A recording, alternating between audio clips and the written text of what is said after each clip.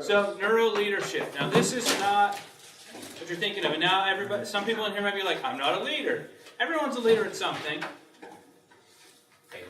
Could be you're the racquetball team captain. You're the go-to person for multimedia at your school. Whatever it may be. So this is important information. And what's useful about this topic is that it's also useful if you're a follower as well as if you're a leader. Okay? Okay. Now, since it's the neuroleadership, we're talking about the brain. And we're talking about how the brain works. We're talking about this thing called the amygdala. How many of y'all are familiar with the brain? Okay. I don't know. But yeah, okay, so we're reasonably familiar with the brain. We all theoretically have one, unless someone's an android. Because I want you to know that I was looking at Ricky's last presentation the whole time, and I was like, those colors really remind me of something in that pattern. And it was Star Trek. Wes got the same thing. I was like, Star Trek, I knew it. That's where the android came from. Star Trek. Picard rules. Yeah. Though Wes is on your team with Kirk. I'm just saying. What? I thought you were a Kirk. No? Heck no. Are you a Picard? All right. Wes is definitely part of my family. He is on the Picard team. You're outnumbered like 3-1 right now. Wait, who else is on the Picard team? So I'm talking about, see, Ricky? See, there's something wrong with all of these. I'm saying. Okay, we just Star Trek and everyone else is like, I don't care about this conversation. Okay, so anyway, I used my prefrontal cortex to logically prove that Picard is a superior captain. How many memes does So does anybody know off the top of their head what the prefrontal cortex does in the brain? What is it responsible for? Jaylee. Decision making, which is also logic, right? Yay. This is the reasoning portion of your brain. Okay? Woo. So, is that where a lot of things funnel through? The answer is no. Evolutionarily, this came last. Okay? So, things don't go through the logic portion of your brain. They go this way. Right? They go through this part into the prefrontal cortex. And that's why we need to talk about the amygdala. The amygdala is one of the first areas in the brain that starts what you would call an emotional reaction to whatever it is you're seeing, hearing, smelling, whatever it is. So once it gets activated, it can hijack the prefrontal cortex. And that's what we're talking about. And it hijacks it literally, like it steals the energy and the blood from the rest of your brain. You know how that really fake thing that people say you only use 10% of your brain at once? That's false. But what is true is that your brain all of it cannot be active at the same time. You use all of your brain, just not all at the same moment. Brain's a very greedy organ. And so when something gets stimulated, like the amygdala, it literally is stealing the resources from other parts of your brain and keeps it to itself. So basically what we're saying is, you guys are familiar with the term triggered, right? That's why it's a thing, is because that happens before the logic, right? And that's what the amygdala hijack is. How many people have had something happen, they made some crazy choice that made sense in the moment, and then later, after it's calmed down, you thought about it, and you're like, oh, wait, that was really dumb. How many people have made those mistakes? Really? Never, huh? I was like, as a parent, all the time. So, no, I'm just saying, like, literally, you make a mistake, and that's where this is coming from. This is how we are evolutionarily wired. It's very different. Some people refer to it as when you're hijacked this way, you're actually dumber. Like, literally, your IQ, your ability to make decisions, just drops to the ceiling. And it's even worse if you're with other people having an emotional reaction, right? Now later you'll reset, like you'll get out, your fight or flight or whatever it is, you'll get out of there and you'll reset and you'll realize whatever you're doing wasn't that big of a deal. You don't know why you reacted that way. That's what we're talking about, okay? So, the reason why this is important is that you'll be in situations at your schools or at work, something will happen, you'll get triggered, have an emotional response, you'll fight or flight, right? And you'll make a very bad decision that could destroy your relationships or whatever it is. So the question is, how do you stop it? Okay? So we have 5 questions and something to try to do, if you can, to try and stop the hijack. There's an emotion that will stop all the other emotions, and that's gratitude. If you can start being thankful for something in the middle of one of these episodes of paranoia or whatever it is, you'll reset your brain, and you'll be able to think logically again. If not, then you got 5 questions to ask yourself. Okay? Has anybody ever been in a situation and you're feeling like it's hostile? You need to get out, and you don't know what to do, but then you stop yourself and you're like, wait, what I'm thinking is insane. Has anybody ever had that happen to them, or am I the only one that, okay, Shayla's saying, yes, I've had that.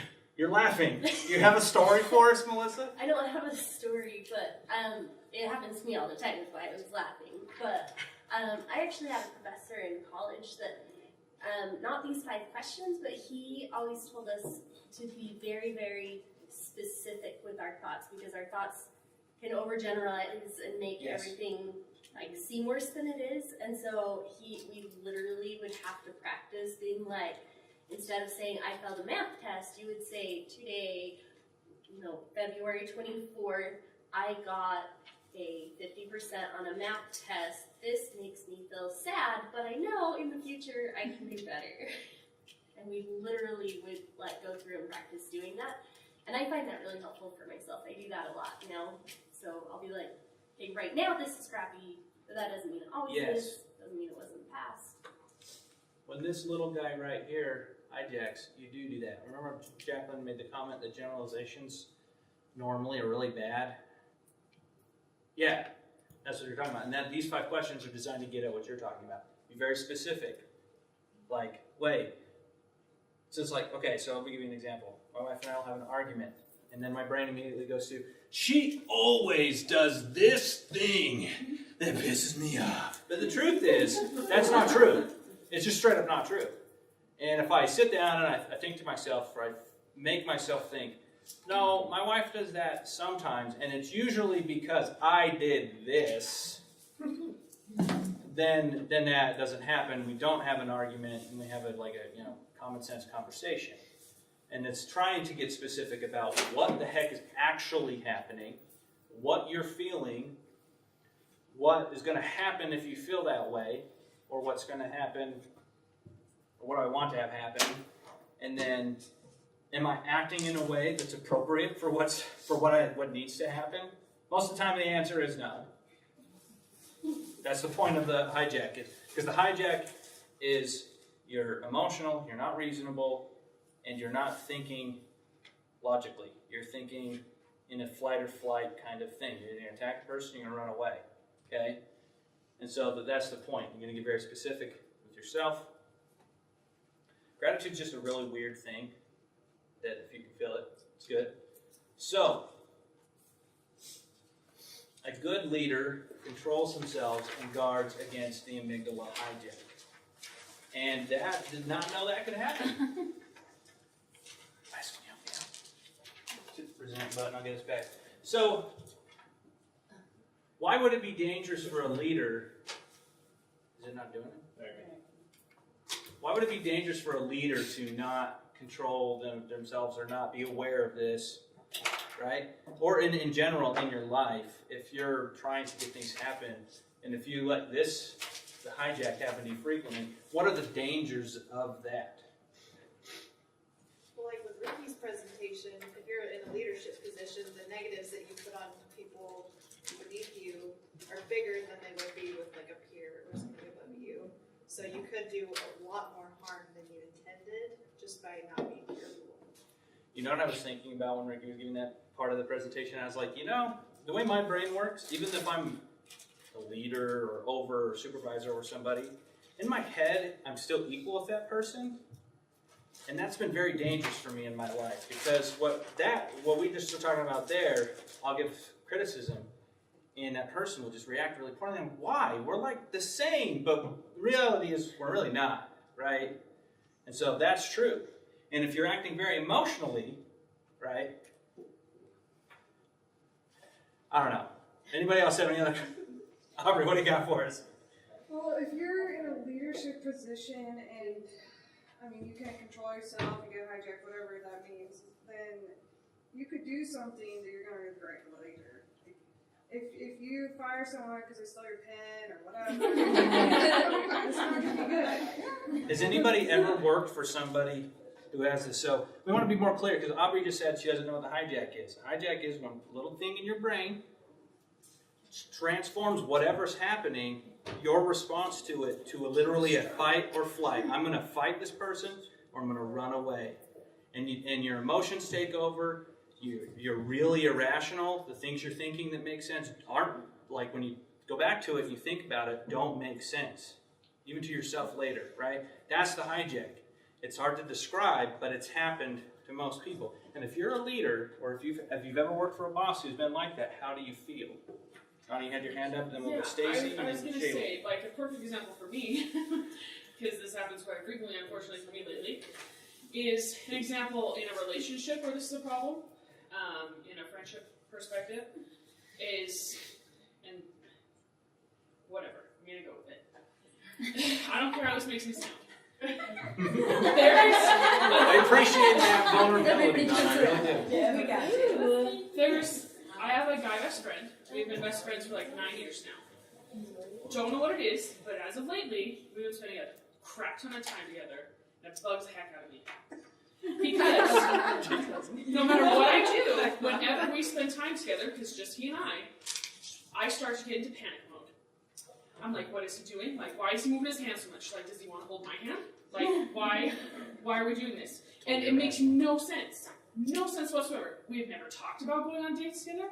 I've never felt that way about him, but for whatever reason, whenever we hang out, I'm like, you've got to decide what you're doing over there. Because I can't, like...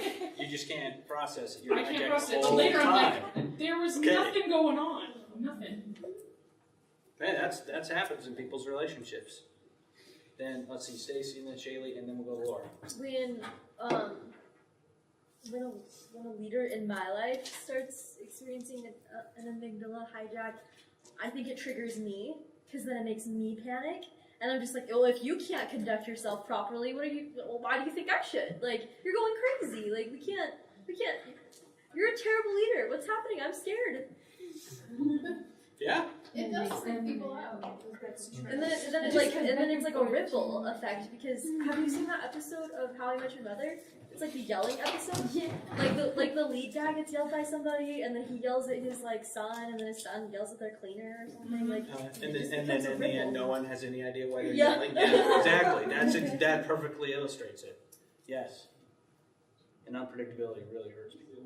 Shaylee, what do you got? So, I've been in a situation with a boss that like is consistently like always letting emotions control everything, and it makes the work environment like super hostile because other people are like, I don't understand why you're doing this, and then so they like start talking about that person, and then like it spreads around the office, and like, you know, just like the rumor chain and stuff, and it like makes the work environment like really hostile. And like when I was under that leadership, it like made me not want to go to work. Like I was like, I don't want to be here. Like this is not fun for me. Like, and it kind of makes you feel like, in a way, like you're just like, you start to panic, kind of like Stacy said, like, well, if this person can't control themselves, then how am I supposed to act, kind of thing. So It's legitimate.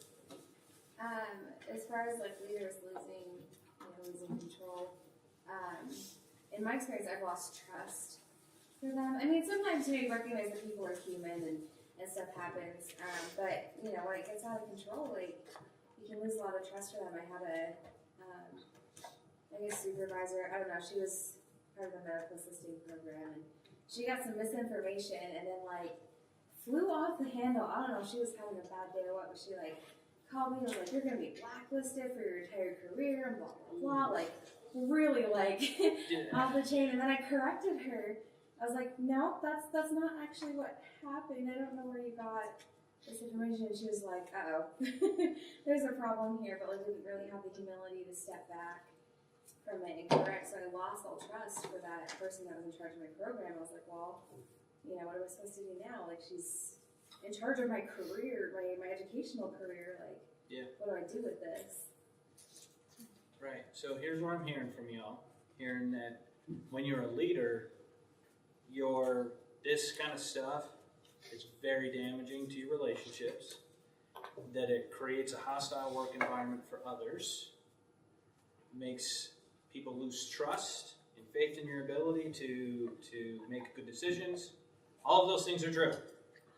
Absolutely. Yeah. It's like the Britney Spears effect. Like when she like shaved her head and went crazy, little girls everywhere were like, "What's wrong? Like, should I be going crazy too? Like, I don't know." I remember that. That was a very weird time. I think in I her was career. devastated as a child. Very strange time in her career. Yeah, I mean, I think all of us, if you haven't, man, that's awesome. Because I've had a boss who, you were saying, like, fire you over dropping a pencil or something. I've had some people who, like, flip out over stupid stuff like that. That doesn't matter. And it does. It makes you, like, want to get a new job. And at the end of the day, right? And it destroys teams, makes them most effective. So good leaders do guard against that, right? And so, I think it also blocks communication too. I know, Yeah. like, I don't like confrontation. I'm sure everybody here doesn't like confrontation. I don't know if I'm on a leadership thing, but if there's someone above me that I would just stay away from them, and that's not very good either, because, you know, I don't want to confront them because they're behaving that way, and so then that blocks your communication. That's true. That's true, which we talked about. Gets back to that relationship piece. If you don't feel safe giving your boss feedback, then that's really painful for your organization. Okay. So at the end of the day, every good leader or everybody who leads a team, whatever your leadership looks like, whether it's you're sitting down in a group with 5 kids running a 2.0 intervention or whatever it is, you're engaging in leadership. And there's a couple things that we want to have happen. We want the people in the group to be engaged in decision making, collaborating, solving problems, adapting, and we want everybody to stay cool if possible. All right? So, to make that happen by minimizing threats and maximizing our rewards. Right? There's certain things that people do that are threatening. Certain things that they do to kind of get over that. So, will anybody read that first bullet for me? Go, Jason. According to neuroscientist Yvonne Gordon, the minimize danger and maximize reward principle is the overarching organizing principle of the brain. That's why information flows through the amygdala into your higher processing, because it has to assess whether what's happening is a threat or not. Okay? That's why that has to be assessed first. And for some reason, your brain, that's the emotional center of your brain. Like inside out, right? Like everything's sorted by emotion. So, it's important. And I have a volunteer read the second part. Go ahead. A person encounters a stimulus, then the brain will tag it as good and engage in the stimulus and approach it, or their brain will tag it as bad and they will disengage from the stimulus, avoiding it. So, they'll fight it or run away, right? So, does that make sense? This is, in essence, a more scientific explanation of what the amygdala hijack is. It's the bad stuff and running away, right? So, we're going to use a model to try and assess whether or not the things we do are threatening or whether they're rewarding for people, and engage in some partner shares. So it should be pretty good. Now there are social triggers that happen in the workplace. We'll talk about those. Now, if we're effectively utilizing this, we should have more engaged participants, which is the goal, is to maximize the participation of the people that we're involved with. Okay. Now, I got to say, as I said at the beginning, like I know this sounds leadership, but it also is Totally appropriate for peers and even underlings to think about the same thing, right? Underlings isn't that's a wrong word to describe what people are. For some reason I was thinking of Warcraft when I said grunts, you know? So, oh man, that font is very small, but I need some volunteers we'll just go through and read them, and then we'll talk about them in more detail. Any volunteers? Go. Status. Our perceived position relative to others. We are constantly aware and measuring it. Perception of a threat, potential or real, can generate a strong threat response. Does that make sense? I really understand what I mean by status. We're talking about social status, right? Or the status, kind of like a relationship gauge. We're always assessing it. Little things, body language, someone's positioning to them, stuff like that. Okay, next one. Megan. Certainty. The brain is a pattern recognition system that is constantly trying to predict the near future. It craves certainty. Without prediction, the brain uses dramatically more resources to process the moment-to-moment experience. Uncertainty leads to brain drain. Okay, let's think about this in a real way. Has anybody had to solve a lot of problems in their work, and by the time they get to that last 2 hours, they're like, I am just totally, my brain is not functioning. Has anybody ever been there? Before I even finish, it's like, yeah. Yeah, I've been there too. That's what we're talking about here. Remember, the brain is a greedy organ. Did you know that 1/3 of all the calories you consume are used up by the brain alone? Like, brain needs a lot of energy to work, and so we're talking about really, really hurting yourself. And there's some studies that they've done about this. That, like, if you see a doctor or a lawyer at the very beginning of the day, or you're going for like a court hearing, the judgments are fairer and better because they're not drained. Their brain is literally not drained. And the closer you are to lunch, the worse the decisions are made. And then after they take a break and do lunch, like, it's better. And then right before they close, they're back at brain drain, where they're like fatigued and they make bad decisions, they're more harsh in their judgments. It's like a thing that is measurable. Jason, does that blow your mind? Or are you just like... Totally makes sense. Mine is blown. So yeah, if you ever in court, 8 a.m. Okay, so I feel like I experienced that at my site, just that brain drain. How, like, is it even possible to avoid it? Because, like, I try really hard to avoid it. I'm like, I'm eating breakfast. Your job at I say the family place. I don't know. I think that the biggest thing is taking breaks and taking time to refresh. You're just gonna have to do it. Melissa, did you have? Well, that may not be possible either. That's kind of what I was gonna say. Is most experts, I guess, would recommend taking a few minutes at least every couple of hours to sit, meditate, do some breathing exercises, like somehow let your brain relax again. I mean, you guys are doing some heavy stuff over there, so I mean, sometimes it's not possible, and that's like a judge. He doesn't have all of those breaks, and neither does a doctor, right? And so it's a real thing that they try to deal with in the workplace to try and help that. And the harder your job is, and the more you're dealing with people who have really hard problems, the more the brain drain is a threat, because things are just unpredictable, right? So it's hard. Let's move on to autonomy. Are you ready? Go. Autonomy. The perception of exerting control over one's environment and a sensation of having choices. An increase feels rewarding. A decrease can generate a strong threat response. So, anybody have anything they'd like to say about that? Autonomy's kind of a hard one. Donna. Well, I think sometimes being the type of environment we have, we give. And so often I find myself, and I know other people have felt this because we've talked about it, is that you don't feel like you have a choice whether you can do something or not. When in reality, you have a choice maybe not to do it per se, like the FS, for example. Like, the FS is kind of tedious, and it takes a while to make for us in the school because there's so many students on it as of late, but I can choose how much time it takes me.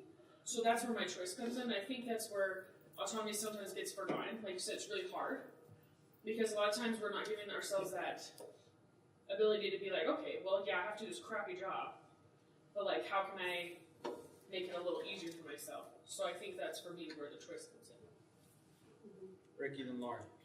It's interesting because autonomy is a very real kind of thing as far as perceived happiness and compliance and things like that. And we see it a lot when we work with kids that have like autistic, a lot of the autistic kids I've worked with, or like kids with severe behavior disorders, you can totally change their attitude by giving them a choice, even in a situation that seems like they don't have a choice. And I tease like about this at the office all the time, but you know, you say, you need to go to the office. Can you get there by yourself, or do you need help?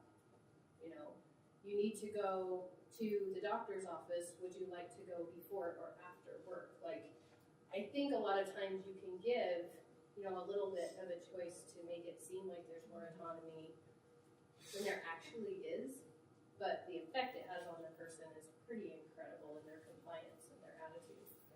This reminds me of something that is peripherally related, and I don't know why I'm going to share it, but I'm going to share it anyway.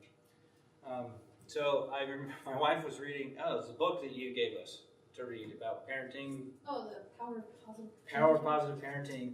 In the book, they talk about how there's such a thing as, they call it decision fatigue, which is related to brain drain. There's just so much uncertainty, or there's just so many choices that your brain uses so many resources to try and make a choice. It's like if you were to really look, and it's like on Amazon, right? If they didn't try and tailor it to what you've given them as your preferences, the sheer number of like things that you could buy that fit what you typed in, like toothpaste, for example, would fatigue your brain. Like you couldn't choose. I remember this guy came and gave a talk. He'd come back from the Peace Corps, and he went to like Crimea or somewhere for his Peace Corps service. And he said he cried when he came back to the United States because of how much soap choices there were. Was mind-blowing to him. Because for 2 years, there was like one brand. And then here, there's like, I don't know, 80, you know, like at the store. And he just couldn't handle it. It was too much. Stand there staring at it going, this one's cheaper, but this one's better. Yeah, and so you get fatigued. So there's like too much autonomy, but there's like enough autonomy. Because the autonomy is really like, I have control over my own life, right? And I've noticed with my children, and I'm not saying that like, you know, think of people as children, but it's kind of a hardwired thing, is that whenever I tell them they must do it without any rationale or without presenting a choice, they get mad and angry, especially my son. But if I'm like, well, you can do this or this, he feels good about whatever choice he makes, and he does it, right? Because he feels like he has some power over his life. And he's 4, you know? And he even wants it. He's 4, and he doesn't even know what it is. So it's a big deal for us. Let's go to relatedness. Volunteers. Shauna. Deciding whether we are in or out of social groups. In the absence of safe social interaction, the body generates a threat response, impacting engagement and productivity. How many people in here are social scientists? Went to school for that? Man, no one's raising their hands. Did I need to like tell everybody to have like a verbal agreement like John did today? Sorry, we're getting to that brain drain. We are. We're at the end. Don't worry, we're almost done. I'll get you out of here. I promise. We're almost done. Very interesting. So, this thing. So, what is an in-group versus an out-group? Someone like us versus them. Us versus them is fantastic, right? And you know that you're in the in-group if you're saying things like those, whatever it is, Martians. But whenever you say those and then give something to it, that thing is in the out group, right? What those millennials? Yeah, that's a perfect example, right? You're giving an in group and out group, right? How does it feel when you say something like that about the people you're including, and how do you feel towards them? gives you more of a like positive feeling towards your group. And Exactly. hate on. You get the feel goods. Yeah. Well, Little dopamine hit actually. Yeah. Like a little It's like, addictive. yeah, we're special, right? And if you're in the out group and you're hearing that all the time, well, we could see it in the news. How does it make those people feel? How does it make people feel when they perceive themselves as the out group?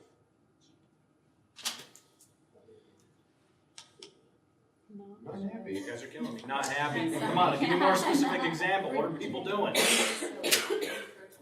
They're protesting. They're in the streets. They're pissed.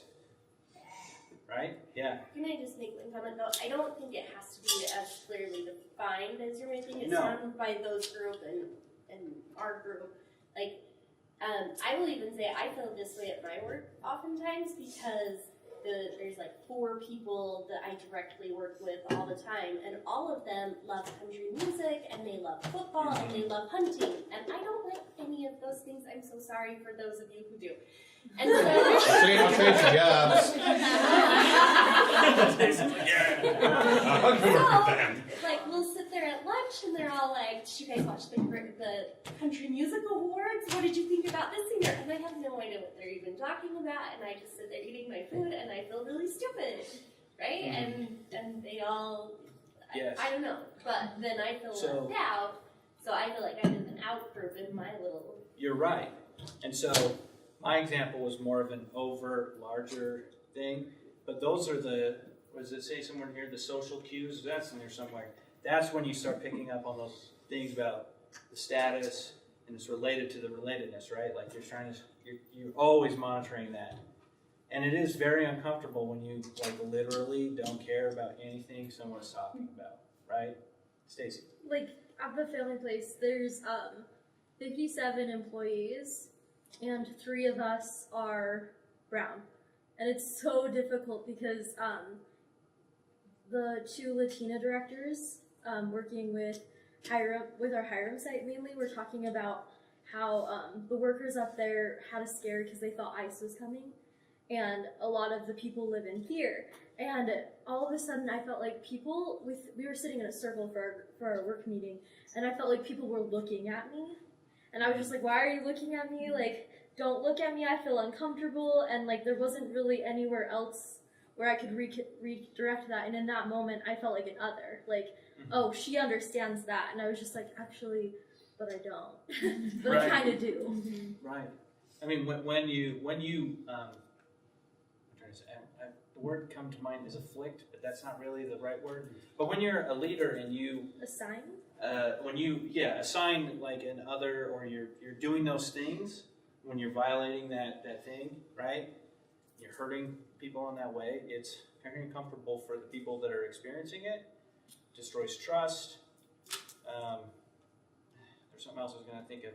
It'll come back hopefully, but it's not a good thing. Like, you should never force people to speak for an entire group either. Oh, I remember what I was going to say. It minimizes people's autonomy and their individuality and their strengths, right? You're trying to minimize them to make them something less than a human being who has lots of different qualities, right? And that's not a good situation for anyone. Now, fairness. Donna. Fairness considers our perception of equity of justice in a situation. Fair exchanges are intrinsically rewarding, independent of other factors. Unfair exchanges generate a strong threat response. People who perceive others as unfair don't feel empathy for them, and will feel rewarded when others who've been unfair are punished. Man, I hear this a lot in the things I read. It drives me bonkers. Now, what's very important about this, before we get too far into talking about fairness, I want to differentiate again.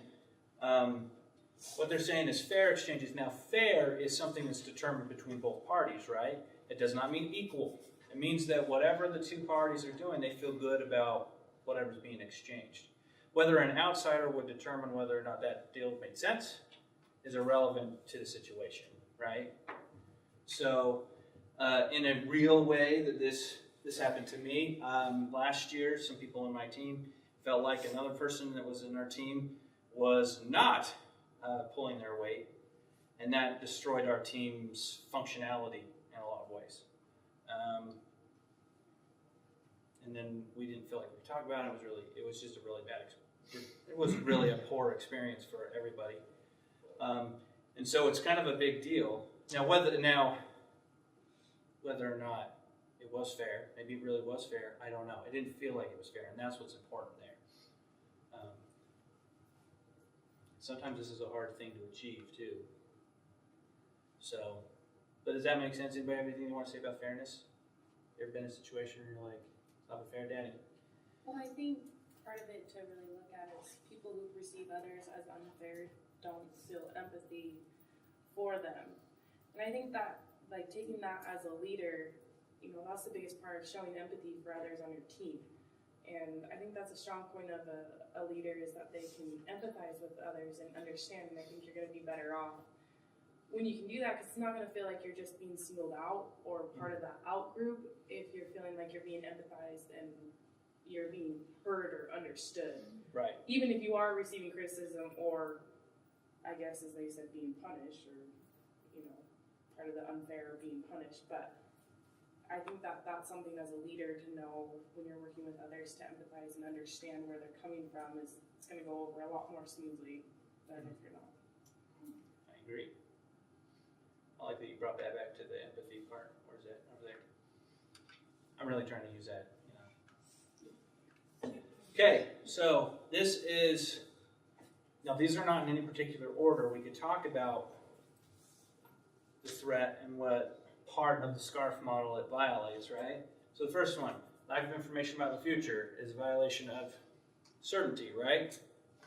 So how you, as a leader or as anybody that's working with other people, you tell them when they can expect to know. I will get back to you tomorrow before noon.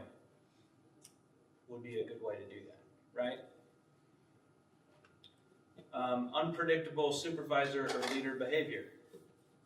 Job insecurity. Well, earlier today we talked about those emails we were getting from the head honcho. How many people felt like, my job is no longer secure? I know I did. How does that make you feel? It's nervous. It's unsettling, right? That's not Especially the the case, big by the way. Yeah. They're all good. And like I said, there's that thing. I'm just saying, like, that's the kind of stuff that's there. And then there's some things we can do, like setting timetables, agendas, breaking down tasks. Yes? Ricky, could we have that further explained? Because I don't understand why it's okay or how it's okay or. Yep, I certainly. Let's. We'll finish this in just a few minutes, and then she can. Yeah, I was going to say something earlier, and I just spaced it. So. Yes. Okay. Threat trigger: telling people what to do, micromanaging, dictating details and change. So if I'm telling people what to do, what part am I violating? Right? Their autonomy, right? What about micromanaging? Autonomy, probably. Whenever I've been micromanaged, I also felt uncertain, right? Because usually they come in and tell me what to do, and then the next day they would tell me something totally different, and it would drive me bonkers. So this is what I talked about with my son. You can give them choices, give them a couple choices. You can either come this time or this time. I have learned that when I've to set up meetings, instead of trying to say, hey, when are you available? I just tell them when I'm available, and that usually works better. Flexible work times and patterns. Yeah, Laura. Something to add to the threat reduction. I recently got some training from my site supervisor, actually, because we have with us today. She taught us how to teach with questions. You know, rather than being like, I want you to prepare the lesson plan this way, or you did this wrong, or whatever. Like asking certain types of questions to engage them in the critical thinking process on their own. And it solved half the problems we were having, just in that. It was really cool. Yeah. Definitely can do that. Let's someone write it down and we'll update the slide. That'd be great. Clear guidelines. Has anybody worked in a job where it was very unclear what they were supposed to be doing? I'm asking these really obvious questions, right? Okay, VISTA experience. Take your VISTA experience out because I know that's happening. But outside of VISTA, have you ever worked a job where you're like, I really don't know what the heck I'm doing? Megan, you've had that happen before? How did it make you feel? Scared. Made you scared, I don't right? know if I'll have a job for very much longer. I don't know what I'm supposed to be doing, and nobody's being clear. So, Right. and everybody's mad at me because I'm not doing what they want, but I have no idea. But I don't know what that is. And so that certainty thing is kind of, it makes you not do a good job either. I really liked what was it? John? John said earlier about how as they start trusting you more, they give you less direction. And that made me feel a little bit better about what's going on in my life right now. I have no directions. How am I supposed to do this? Well, how much direction do you need? I don't know. I need some. Yeah, but having that conversation is important though. Because sometimes I'll even feel that way with Ricky when I was like, really, Ricky to like tell me that she thinks I'm doing okay? I don't know. But I don't know if I ever really tell her that. I'm just saying it happens, right? Like it's a thing, and it's all right. Then working as a team to define your direction is also another way to reduce that. Okay, this is the last slide about this, and then we'll probably only do the talking for partners for a couple minutes. Giving detailed instructions, critical feedback, right? Leaving people out of activities, reducing power in the role. This to me, like, this is stuff you see on like the House of Cards, where someone like has this powerful role, and then a new person comes in, and then they like slowly start taking away all their responsibilities. So they're just like a guy with a title, and they don't do anything anymore, but sit in an office. That's kind of what this is. And those people know that's happening. They're pissed about it, and depending on who it is, history has told us that some people will get revenge for that kind of stuff. So it doesn't work out for you long term, right? I know that I had a thing that happened with my brother about this. His perception of me leaving him out of an activity created some problems in our relationship, and we had to work to overcome that. And it was not a comfortable discussion, but I think we're moving in the right direction there.